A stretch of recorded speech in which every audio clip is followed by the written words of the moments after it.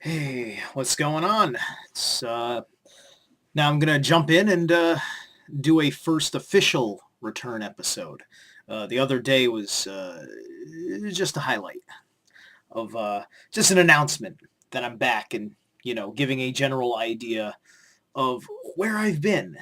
So today I wanted to get first things first.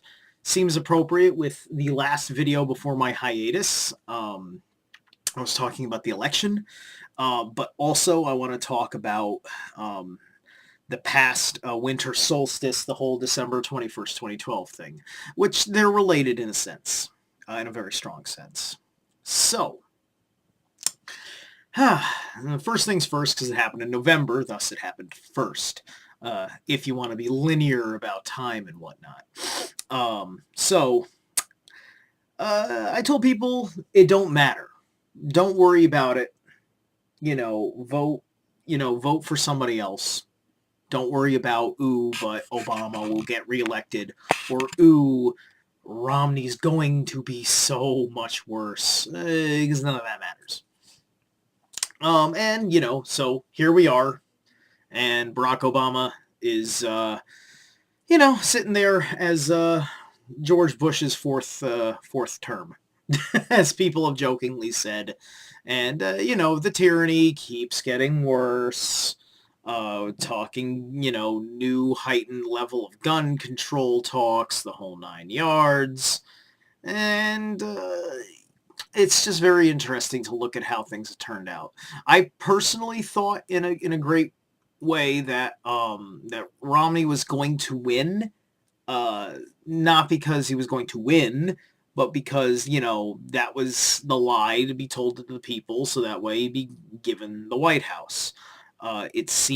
Indicators were seeming that it was going to go that way, and we were going to go back to a neocon agenda, effectively, because he would have brought all that in. Well, that didn't happen. And then what happened as a consequence of that, you will notice, is that the Republicans completely changed their attitude. Fox News has changed. I am not saying it's a good thing. I'm not saying it's a bad thing. I'm saying that Fox News has changed their argument. They don't have the vile and vitriol that we are all associated with that comes from Fox News. It's a much more even-tempered argument. From what I understand, that the Bush Nazi faction of the New World Order is dead, effectively dead. Has lost all of its power structure, and what is left is the Rockefeller aspect of the Republican Party, to that effect. The more traditional conservative, which isn't necessarily better. In fact, it's just as bad in many ways. Maybe it's slightly less bigoted, I suppose. So that's that, as far as that is concerned. Moving forward, it's maybe in a lot of ways it's a good thing, because it took that whole 8 years for people to understand the Republican Party and the conspiracy behind the Republican Party and the neocons and all those terrible things, and that these Republicans are no good, and probably all political parties in general are no good. So I suppose we also need 8 years for the Democrats, and the Democrats have an easier argument to make, because things in their platform are things that we strive for. We strive for equality. We don't want to be racists. We strive to be better about separation of church and state. And the Democrats are more traditionally known as friendlier towards atheists. And the idea of science over superstition, et cetera, et cetera. They're better on gay rights. And that's the one thing I give the Obama administration credit for, is gay rights. Granted, the president never should actually be given credit for anything, because he's the straw man of the corporation. The point is that these things have happened under Obama for whatever reason. It's just his job to take credit for it, because these responsibilities lie squarely on his shoulders. What's wrong with you? You're all fidgety. Calm down. Yes, that's right. I kissed her. You got a problem with that? Sue me. All right. So that's that's where we're standing right now. We've got the drones over the skies, the this, that, and the other thing, but we've got a public that's increasingly waking up to the idea that the Democrats are also fuckers.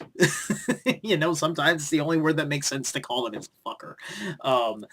Because things continued under Bush, like the Iraq War, and of course, the great myth of the Iraq War is that the president pulled us out.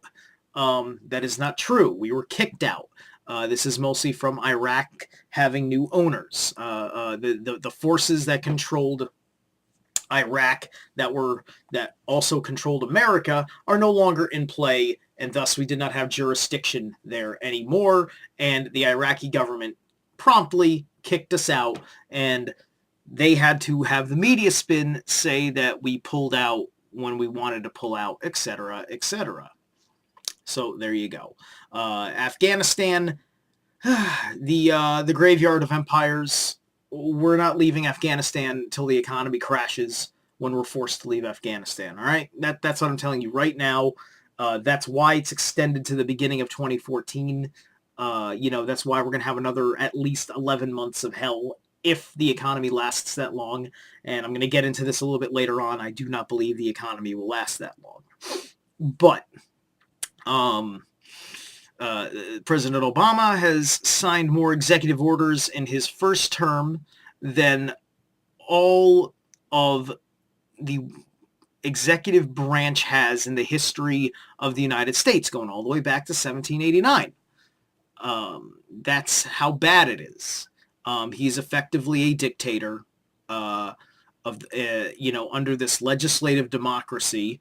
The House of Representatives has almost no authority anymore. The power of the purse is about it, and that almost doesn't matter at this point with the way that the Federal Reserve can run roughshod over a lot of things. And then, of course, the Senate is redonkulously corrupt, incredibly Zionist occupied, and the only damn good thing that seems to be going on in that Senate right now is Rand Paul, and even then I have my doubts. As a libertarian, I don't mean to label myself, but effectively as a small government kind of person, as a law of equity kind of person, I have my concerns with things I've seen and heard, but Rand Paul is still making a good fight for many things. He still fights against the TSA. He still fights against the tyranny in general, and so I keep my mind open. That's all I have to say. So that's politics. Let's move on to the other thing, and that's the matter of December 21st. End of the Mayan calendar, end of the world obviously didn't happen, so on and so forth. So, where does that leave us at? Well, it leaves us at a very interesting place. For one thing, we can finally shut up about talking about the Mayan long count calendar because we've gone over the hump now. And, shortly, a couple weeks before the Mayan long count calendar ended, we had an end. We found another one. We probably had it for a long time, and they felt like it was time to let people know that the Mayans had another calendar. Oh, wow. Whoop-de-doo. But let's talk about some of the realities of what things actually meant going on there. It was the end of various galactic cycles of our motions in our position in this reality, in this universe. If there's nothing else to it, there's at least that. As we go into this quote-unquote age of Aquarius, which some people say it's not really that either. So, but there's certainly things going on as we're now going across this galactic rift. We're entering the photon belt, where space is more dense or something, as I'm told. And she don't want to sit still. What you doing? You interrupted my transmission. You interrupted my transmission. Usually so well behaved. Come on, come down. Up you go. I have to just let her go around. I wanted to give her screen time, but she's being fidgety. If she wants to pop her head out, she can. Anyway, enough distractions for me. So, December 21st, 2012. As you noticed, the big thing that happened was we had on the 14th, precisely 1 week before the solstice, we had this psychotic and mysterious Sandy Hook incident happen in Newtown, Connecticut. And conspiracy theories aside, what you do have here is something heavily exploited in the media and using up a lot of quote-unquote energy. You have to understand things about energy, about human consciousness, things like that. Whether there's a true story there or not to be found, and that whether anybody's done their study and got it right, we may never 100% know. It may simply be that simple. But you have to ask yourself something. When it comes to all these things, where we're living in this, where there's all these fictions coming at us, let me ask you something. How much does it matter that Sandy Hook was real? And the truth is, it doesn't matter whatsoever. But the media wants to tell you that it was real. Now, why is that important to them? Because the media has an agenda. You see, and I don't have a lot of time to get into this. I'm not going to. But there's all these aspects of how effectively our perception of reality is changing now. Ever since we crossed the hump into past the 2012 scenario, and what we're looking at is a new age, if you will. Yes, with all those cliches, a new age. The new age was going to be a question of how things happened at the very end, and what does the overall aspect of society in the world look like now? Does it want to continue into darkness, or does it want to ascend into the light? And I think we're going to ascend into the light, because I believe that Sandy Hook effectively backfired on the media. And on the government. If you've looked at it now that we're almost 2 months since Sandy Hook, most of the gun control discussion has tipped itself back in favor of gun rights. You've got many states that are already rebelling against such a thing. The reason why I bring this up is that because that is entirely based on the willpower of people, and not just going off of the pressure of state, which is always what it has been, and people are going to start rejecting that now.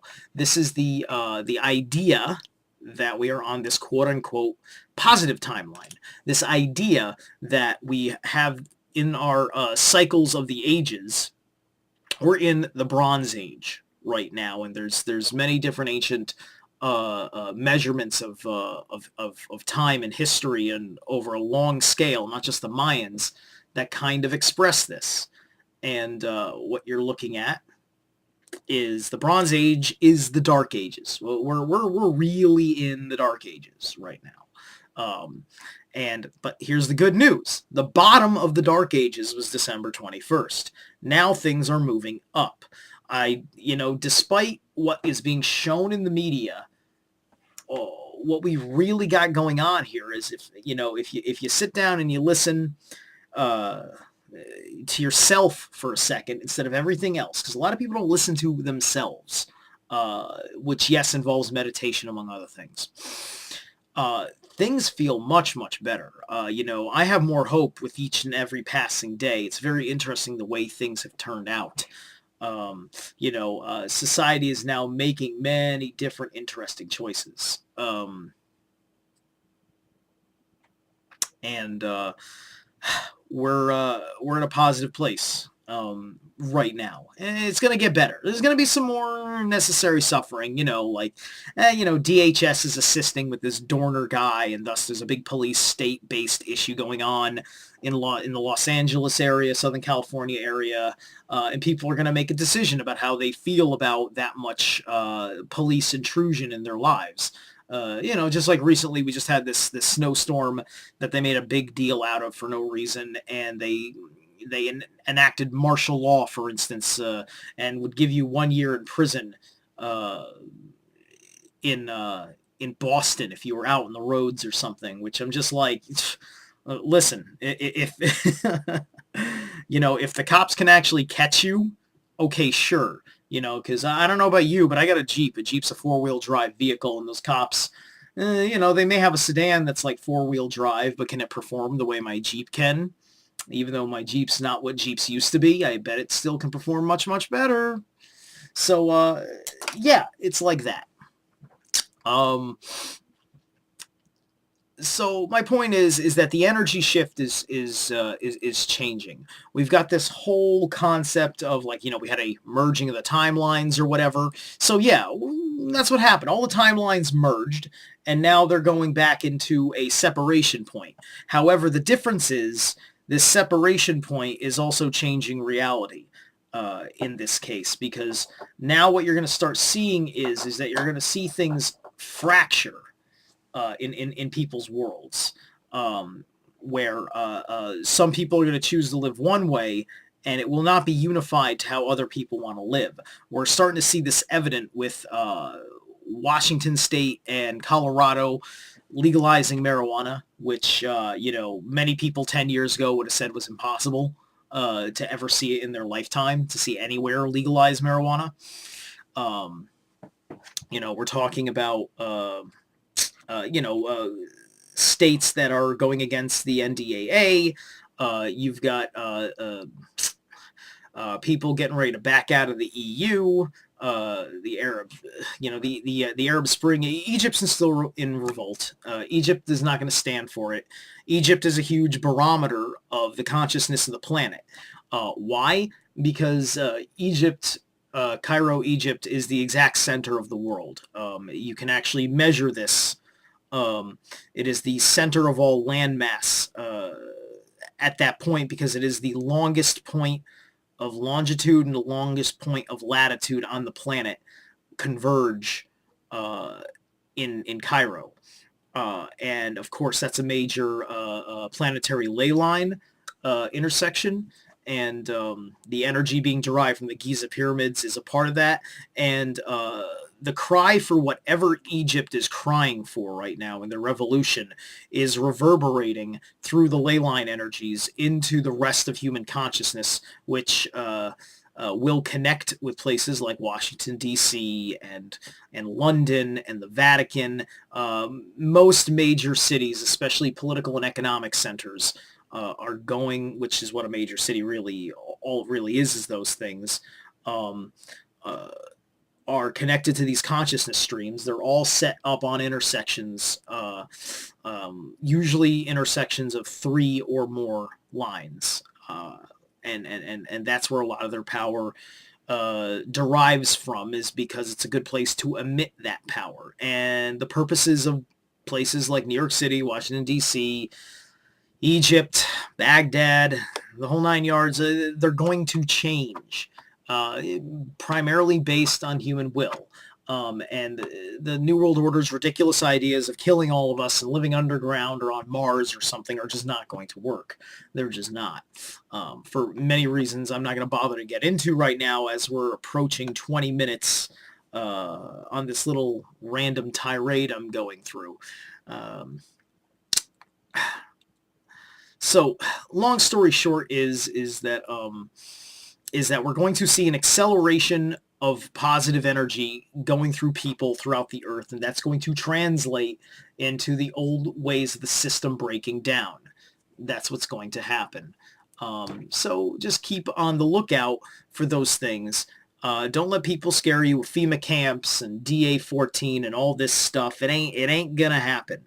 My personal belief with something like DA-14, for instance, is that it's never going to hit us For two reasons. For one thing, we have death rays. You know, we've got spaceships and with death rays on them using anti-gravity and Tesla tech and all that nonsense. And they can just blast them up good and proper so that they're harmless. They probably even have something that can just push them out of the way using energy. Which brings me to my second point is, in case you people haven't been paying attention to the sun, there's a lot of weird activity going on in the sun. Alien activity, you could almost say, as planet-sized anomalies surround it on a regular basis that are being picked up on various different kinds of energy measurement emitters, showing their outlines or whatever of these odd craft that are doing something with the sun, to the sun, at the sun. And my belief is that we've got friends helping us, and they're not going to let DA-14 hit us. Who knows? Maybe that is going to be significant. We got 5 days till it's just about here. And can it be seen during the day? Is it that big? I don't know. We'll see what happens. And, you know, is it going to knock out communication satellites? I wouldn't mind if it did that. It would probably be more of a shock to the state than to us. And it'd probably fix a lot of things, you know, because they won't be able to use a lot of their systems, you know, like their drones are going to be satellite predominantly, and without satellite communications, their drones might not be able to work, those kinds of things. So expect some communication disruption with DA-14, and maybe something big and scary we see in the sky that doesn't actually hurt us, and that's about it. We'll see. We'll see what happens. I'm not worried about this thing hitting us or hurting us. I'm more concerned about how the stock market turns out in March, April. You know, some of my friends who are psychics and whatnot, and other people that have made prophecies based on their intuitive abilities, you know, they talk about like that time period as being tumultuous for the economy, but also a good thing because it's supposed to collapse the bad system. We'll see. There's all sorts of interesting things with the one people's trust, so on and so forth. I'm hopeful, is my point, and you should be too. All right, freedom's coming. I'm not going to ramble on anymore. I'm not really doing the script thing anymore. I don't feel it as much now that I've been doing this radio thing. I've just been talking off script more so anyway. Anyway, yeah. So hope this has been okay for you. It's been good for me. All right, Steve. All right, I'll see you later.